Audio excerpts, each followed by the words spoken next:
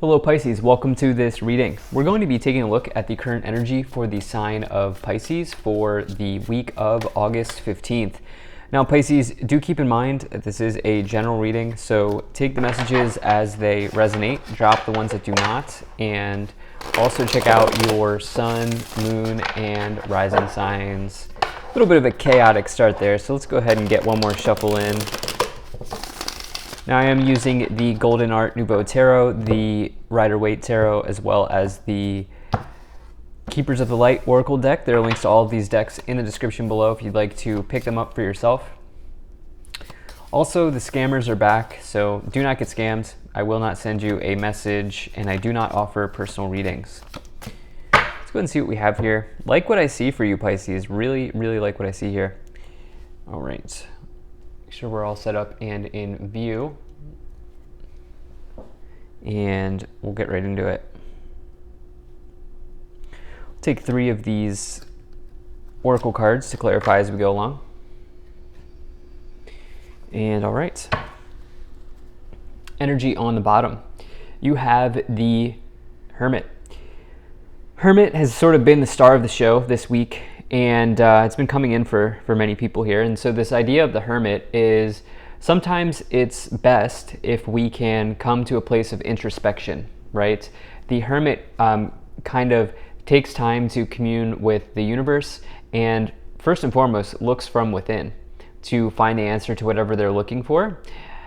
Reason being is you can tell, right? They have this gray beard, they have the robes, the lantern, the walking stick.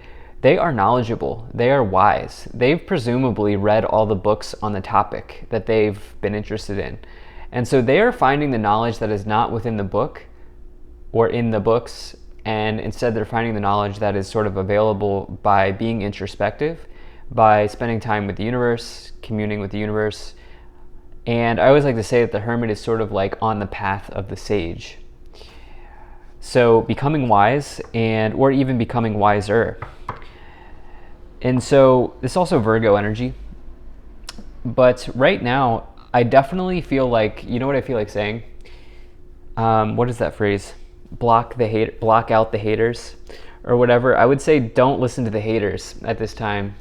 You might have a hater here with the 7 of Swords in your life. There might be a hater, and it's because you're succeeding. And unfortunately, this is just part of the human condition. When other people see people have success, and when they themselves are not succeeding, that's how a hater is born. Many times, unfortunately. And I think that there's this energy of you just being strong in what you know for you, to be true for you, and also knowing that there's also just realizing and understanding that there's nothing wrong with being a successful person. In the overall situation, you do have the 6 of Wands. Again, major energy of success here. This middle card spills into the rest of the cards. And so it's a very important card. And you can see that this person is being cheered on. You can see the people in the background there cheering this person on. This person is taking a victory lap. Okay, they are being publicly recognized. They are exceeding expectations. They are victorious. They are moving forward in their life. They are successful. And this is permeating all over your reading here. We have maybe 2 challenges here in the lower row. Otherwise, everything else here is incredible for you in this week. And I really think, it is possible that you have a hidden enemy because the lower row is something that's maybe hidden or unseen. But they won't be hidden for very long. Okay, they can't really hide their negative energy. And plus, I think you're smarter than that. But the point is, I'm not going to make this a negative reading because it's not a negative reading. It's really a positive reading. The point is, it's time for you to stand strong within yourself. So I'll talk about this more as we go along. In the past, you have the Ace of Cups, you have the 6 of Pentacles, and you have the 10 of Swords here. So there was an ending in your life, in some area of your life here with the 10 of Swords. 10 of Swords absolutely implies that there's something coming to an end. You can see that this person, there's an element of finality when you get the 10 of Swords. Something's completely done when you get the 10 of Swords. However, a much more positive way of looking at it is that it also provides you with an opportunity to release yourself from what's not working, right?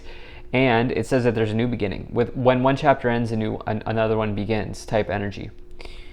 There's also hope on the horizon. And as this is in the last column here, or I'm sorry, in the previous column, in the past situation, Ten of Swords indicates that the worst is behind you. So something to consider, right? I do think that some of you have maybe, this might have been love related here. You have this Ace of Cups, which represents a new love in one's life. To be real with you, I mean, I know some of you are here for love, not everybody here. Most of my audience is here for other stuff like business and career and whatever.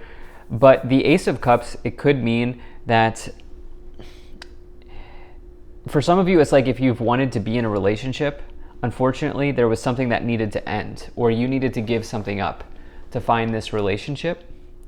I think some of you are dancing between two worlds here, as you have the Ace of Cups and you have the Ace of Wands in a diagonal formation. Diagonals are directions that you are headed. It's possible that in the past you were like, love, love, love, love, love. Like, I need to find a partner, I need to find a person, I need to, like, I want to be in a relationship.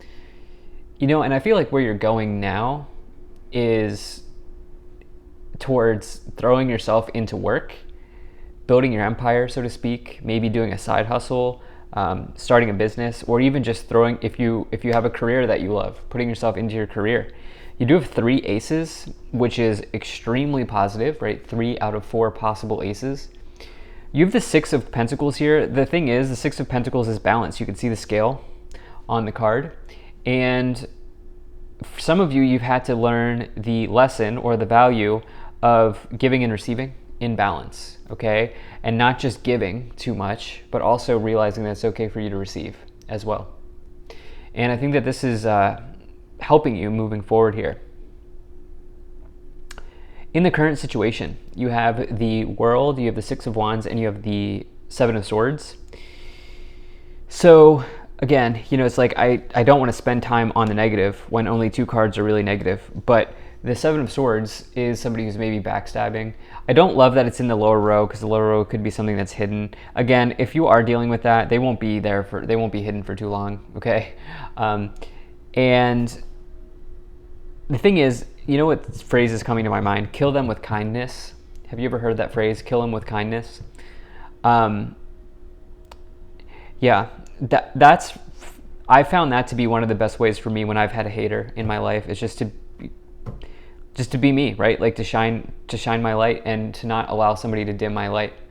And I think that some of you are maybe also doing that. I also think, what was the other thing that I wanted to say here? There's also this method that I've used before called the gray rock method. And this is particularly useful if you're looking to free yourself from somebody who might be considered to be a narcissist. I don't use that phrase often in my readings because it's a very serious, narcissism is a very serious issue. And it's overused from my perspective. People overuse narcissism too much. Not everybody's, very, very few people are actual narcissists from my understanding and from my research. But if you are dealing with somebody who has that sort of trait, you could use the gray rock method, which is essentially to view that person as a gray rock, to ignore them, essentially. Well, it's a little bit more in depth than that, but you may want to just go ahead and take a look at that. There are YouTube videos on the gray rock method.